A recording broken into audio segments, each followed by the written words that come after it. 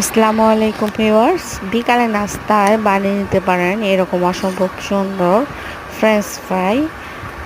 হালকা নাস্তা হিসেবে এটা খুবই ভালো, আর বাচ্চারা এটা পছন্দ করে, তো এটা ভেজে দিতে পারেন ফ্রেঞ্চ ফ্রাই। এবং বাসায় বানানো অবশ্যই স্বাস্থ্যকর, আর এর সাথে সস দিয়ে সুন্দর চমৎকার ফ্রেঞ্চ ফ্রাই বানিয়ে নিতে পারেন। তো দেখছেন, ভিডিওটা অবশ্যই ভালো লাগলে সাবস্ক্রাইব করবেন সুবর্ণাস ওয়ার্ল্ড, এবং লাইক কমেন্ট করে পাশে থাকবেন। ধন্যবাদ সবাইকে।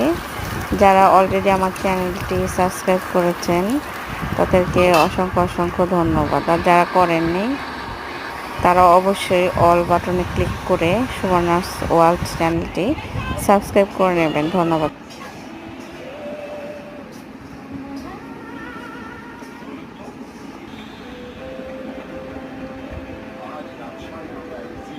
আজকে আমরা করবো ফ্রেঞ্চ ফ্রাই।